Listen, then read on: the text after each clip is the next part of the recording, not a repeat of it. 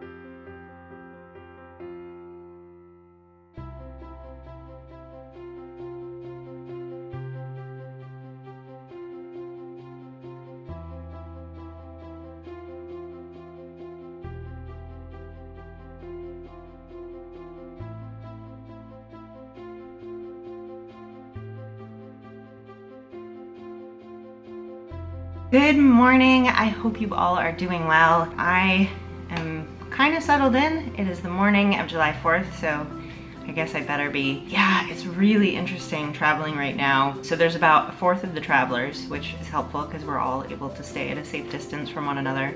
Everyone, of course, is wearing masks. Some people even have like a disposable medical mask, a cloth mask, and then a face shield, which kind of seems like overkill, but it's probably really smart because then you don't have to wash the cloth mask as much, which is probably the nicest one, and the face shield keeps other people's germs from getting on your mask. Anyway, it's fascinating to me. And then the plane that I flew in on, they must have made sure not to book the middle seats. I've seen other people that have been traveling, their photos, and that seems to be pretty standard. So none of us were actually sitting next to each other. But yeah, it wasn't too terrible bad. I was pretty nervous about traveling right now, but it wasn't too bad. Everybody was really courteous and thoughtful, so it was a good deal. Got in about 3:30 yesterday. Julie Goldberg was kind enough to pick me up and take me to my hotel, which was absolutely wonderful. I didn't have to get an Uber. And then met up with Darren. We went for a walk so I could get some water. And oh, I got to see Wayne Alhenu last night too. Yeah, he's working today, so I don't know if I'll get to see him, but got to see him for a little bit last night, and George Chigger. So pretty cool, but it's definitely a different year. It feels really strange not having everyone here. So typically, you know, there's at least 15 female contestants, and this year there's only 5. And yeah, travel's just different. So I haven't seen anyone other than Julie as far as the women go. But yeah, it should be a good day. So 5 contestants are Mickey, of course. Michelle Lesko would have been here, but unfortunately Arizona is on the quarantine list for New York, so she wasn't able to make it. So it'll be Mickey, Laurel Marie, absolutely wonderful, true legend. She's been around doing Nathan's for a long time now. Myself, Julie Goldberg, whose first Coney Island experience was last year. She's friends with Crazy Legs Conti, really cool lady. She'll be there, and then Dr. Renee Rovtar, who we all know. She's been doing it a while now as well. And what was it? 2 years ago, her daughter Christina competed with her as well, which was really fun.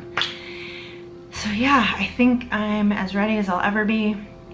The guys got to see the stage yesterday. They were doing some filming down at Coney Island. And I guess we will be very far apart, and there will be like plexiglass partitions in between us, which makes sense to avoid debris spray. And they're supposedly testing us all for COVID at the beginning, which we were questioning because I wasn't aware of a quick turnaround test, but what do I know? Yeah, so we're supposed to meet down in the lobby in about 15 minutes. Typically, there are 2 buses that shuttle us all over, but of course there's lots of us, and for distancing purposes, I've heard that we're going to be riding in SUVs, which is different. The bus usually makes me car sick, so that's kind of nice.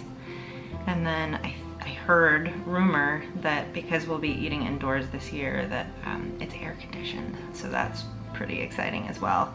So I anticipate record numbers from both Joey and Mickey, all of us really, but I'm pretty sure they're both gonna win. Yeah, I don't know what to say. It's crazy. It doesn't feel right. It doesn't feel like the usual contest. This is my 3rd year, so I only have 2 other years to compare it to, but it's different. So I'm just hoping to beat my personal record. That's really all I'm going for today. I've been training for a while now, hoping that Coney would happen, or if it didn't, hoping that maybe I could finally complete a restaurant challenge again without fail. So I have been training a bit, so I'm hoping to at least beat my PR, but that's all I can really hope for. And have fun. Have fun. Like a lot of us here didn't think this contest was going to happen, so a lot of people haven't been training at all. So it's a very, very unique year. I think I'm gonna go try and find some real coffee before we leave. Okay, I'll check in with you guys after the contest. Oh yeah, I'm not going to take my camera with me. I might do some B footage on my phone. Probably not. I really just want to focus on the contest this year, so I don't want to be distracted by trying to film stuff. But you can watch it on ESPN, so there you go.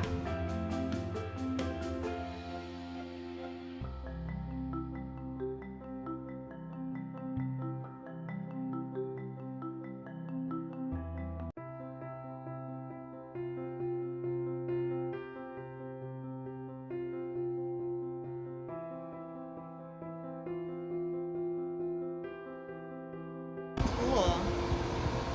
I've never been in this room.